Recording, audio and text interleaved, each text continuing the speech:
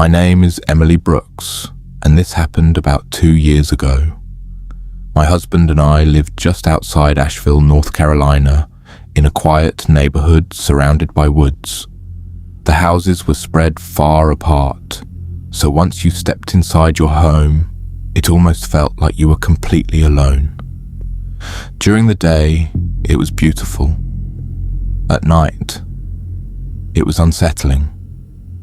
One week, my husband had to leave for a business trip that would keep him away for 5 days.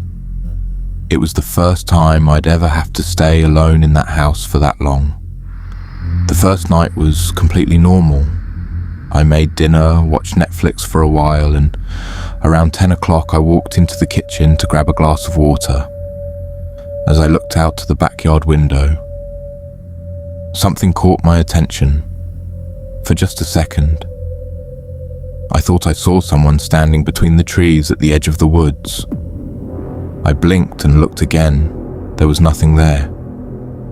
I told myself it was probably just a shadow or a tree stump that looked different in the dark. I didn't think much of it. The next evening after work, I couldn't shake the feeling that someone was watching me. It wasn't something I could explain. I just kept catching myself looking over my shoulder for no reason. Later that night, I walked into my bedroom to close the curtains before going to bed. That's when I saw it again. The same figure, standing perfectly still near the tree line. It was too far away to make out a face, but close enough that I knew it wasn't a tree. Without thinking, I grabbed my phone and took a picture through the window. At first glance, it looked like a normal photo of my backyard, but when I zoomed in, there was a blurry, human-shaped silhouette standing between the trees. It wasn't clear enough to identify anyone, but it definitely wasn't part of the landscape. I barely slept that night. The next morning, I convinced myself I was overthinking everything. I even deleted the photo because I didn't want to keep staring at it. After work that evening, I went into the backyard to water a few plants. As I stepped onto the grass, I noticed something. A single muddy boot print. Just one. I looked around expecting to find more. There weren't any. No footprints leading toward the house. No footprints leading back into the woods. Just one boot print. I tried telling myself it probably belonged to a delivery driver. But deep down, I knew no delivery driver had any reason to walk into my backyard. That night, I checked every lock in the house, every window, every door. Around midnight, I suddenly woke up. The house was completely silent. I got out of bed to grab some water. When I walked back into my bedroom, I froze. The curtains were slightly open, only a few inches, but I knew I had closed them completely before I went to sleep. I slowly walked over and pulled them shut again. Before turning away, I looked outside one last time. There was nothing there, still. For the rest of the night, I couldn't shake the feeling that someone was standing outside, watching me. The following evening, it rained hard for hours. I actually felt relieved. I figured if someone had really been out there, the rain would have kept them away. Around 9:30 p.m., the rain finally stopped. A few minutes later, the backyard motion light suddenly turned on. I walked to the window. The yard looked empty, but near the trees, I could have sworn I saw someone slowly stepping backward until they disappeared into the darkness. That was the moment I stopped telling myself it was just my imagination. I grabbed my phone and called the police. The police arrived less than 15 minutes later. I told them everything. The figure near the tree line, the strange photo, the single footprint, and what I had just seen before I called them. 2 officers searched the backyard while another disappeared into the woods with a flashlight. I stood by the back door, watching their flashlights move through the trees for nearly 30 minutes. Eventually, they came back. One of the officers looked at me and said, "We didn't find anyone." He explained that someone could have been walking through the woods and simply left before they arrived. It wasn't the answer I wanted, but it was the only one they had. Before leaving, they told me to keep every door and window locked and to call them again if anything else happened. The next morning, I called my husband. I wanted to tell him everything. I really did. But halfway through the conversation, I stopped myself. I didn't want him cutting his business trip short because I thought I'd seen someone outside. So instead, I just told him I missed him. The following evening, I came home from work trying to convince myself it was finally over. The house looked exactly the way I had left it. Nothing was broken. Nothing was missing. For the first time in days, I actually felt embarrassed for letting myself get so worked up. Until I walked into the kitchen, my coffee mug, the one I always left beside the coffee maker before going to work, was sitting next to the sink. It wasn't a huge difference. Most people probably wouldn't have noticed. But I lived there. I knew exactly where I had left it that morning. I stood there for a few seconds before telling myself maybe I moved it without realizing. At least, that's what I wanted to believe. That night, I made sure every curtain in the house was completely closed. Just after midnight, the backyard motion light turned on again. This time, I didn't even walk to the window. I didn't want to see whoever might be standing out there. I simply sat on the edge of my bed, listening.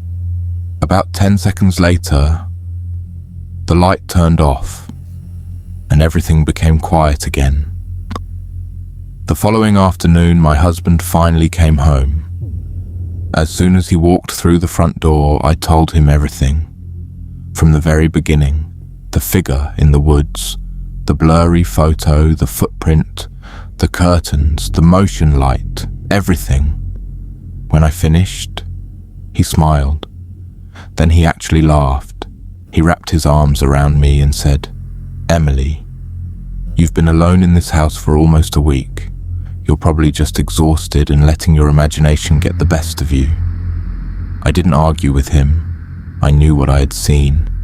A few minutes later, he said, "Let's go take a look outside." He grabbed a flashlight and walked toward the backyard. I stayed near the patio watching him. About a minute later, he suddenly called my name. There was something different in his voice. I ran over to him. He was standing near the last pine tree at the edge of our property. Without saying a word, he pointed at the trunk. A large hunting knife had been driven deep into the tree. I stared at it. It hadn't been there before. I would have noticed. The blade looked clean, as if it had only been there for a short time. Tucked beneath the handle was a folded piece of paper. My husband carefully pulled it free and unfolded it. There was only one sentence written on it. "You looked too soon." Neither of us said a word. We just looked at each other. Then I called the police. Again. The officers returned within 20 minutes. They photographed the knife, collected it as evidence. Then they searched the woods one last time for over an hour. They found nothing. No footprints, no fingerprints, no witnesses, no suspect, no explanation. A week later, we packed everything we owned and left that house for good. To this day, I still don't know who was standing beyond those trees or why they spent days watching me. But ever since then, whenever I'm staying somewhere surrounded by woods, I never open the curtains after dark. because I'm terrified. That one night, someone might actually be standing there, waiting for me to look.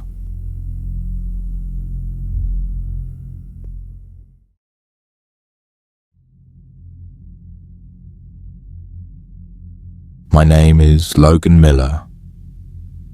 This happened when I was 16 years old. My parents had gone to Cleveland, Ohio for 3 days, and for the first time, they left me home alone.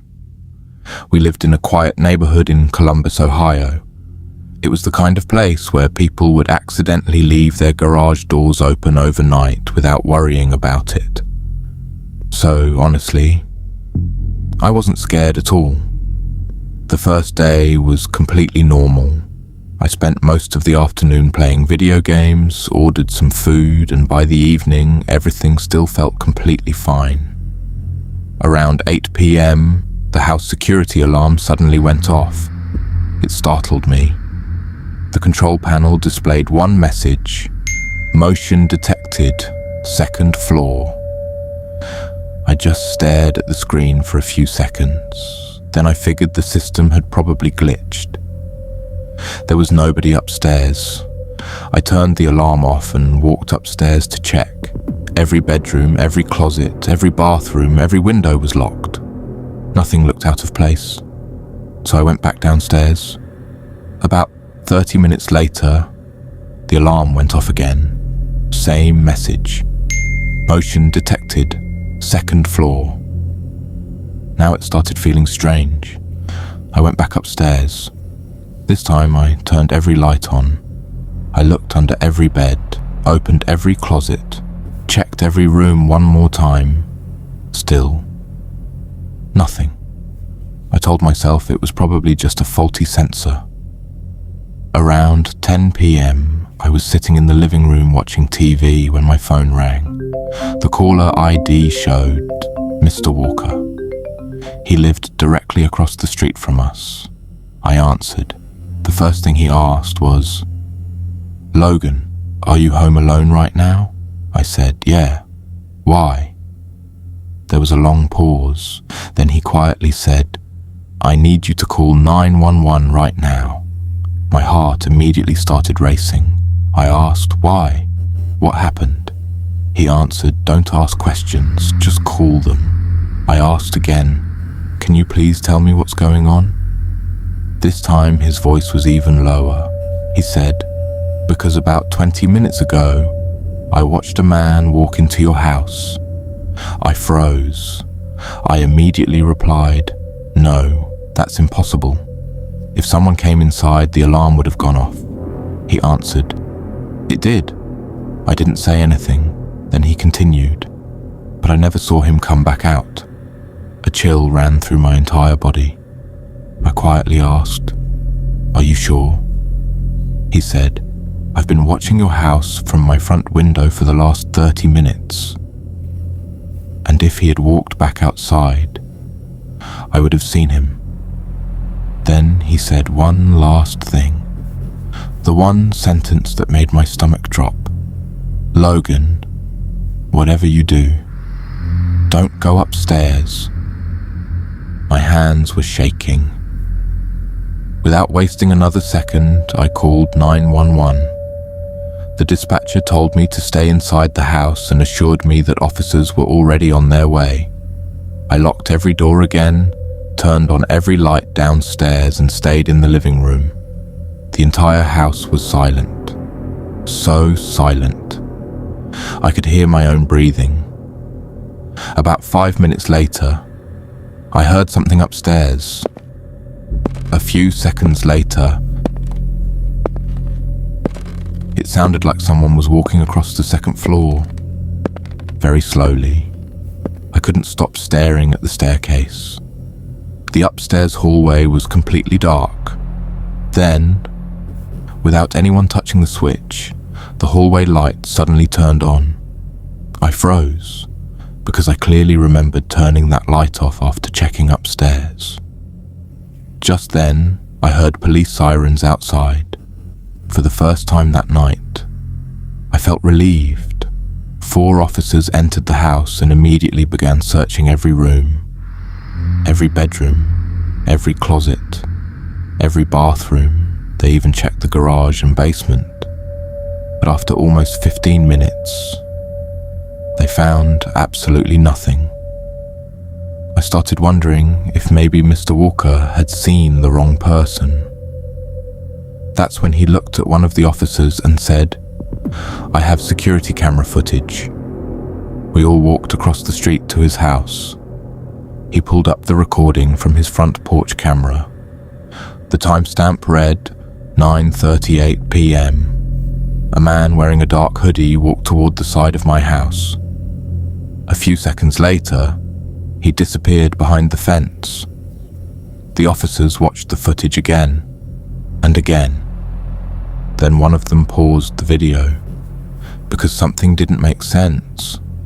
The man was clearly seen walking toward my house, but during the next 2 hours of footage, he was never seen leaving, not through the front, not through the side, not through the backyard. He simply never came back out. The officers immediately returned to my house. This time they searched much more carefully. One officer suddenly stopped in the upstairs hallway. He looked at the ceiling, then he noticed something. The attic access door wasn't completely closed. It was open, just enough to leave a small gap. The officer quietly signaled the others. Nobody spoke. 2 officers slowly pulled the ladder down. One of them climbed into the attic with his flashlight. Everything went silent. For a few long seconds, there wasn't a single sound. Then suddenly, "Police, don't move!" A loud crash echoed through the house, followed by the sound of someone running across the attic. Then another officer shouted, "He's moving, stop!" About 2 minutes later, they brought a man downstairs in handcuffs. He was wearing the same dark hoodie from the security footage. I had never seen him before, but as they walked him past me, he looked straight into my eyes and smiled. Not an angry smile, not a nervous one. It looked like he already knew me. Later that night, the police told us who he was. He wasn't a burglar. He wasn't looking for money. He had been breaking into empty houses for months. But whenever he realized someone was home alone, he would hide inside the attic, sometimes for hours, sometimes all night, simply watching, waiting. The most disturbing part wasn't what they found in the attic. It was what they found inside his backpack. There were no guns, no ropes, no stolen jewelry, just a flashlight, bottles of water, a few snacks, and a small notebook. The notebook contained addresses, dozens of them. Every address had little notes written underneath. Parents leave at 7:30. Dog sleeps outside. Teenager home alone. Then the detective turned to the last page. My address was written at the top. Underneath it, there were only 2 entries. Night 1, he noticed the alarm. Night 2, stay longer.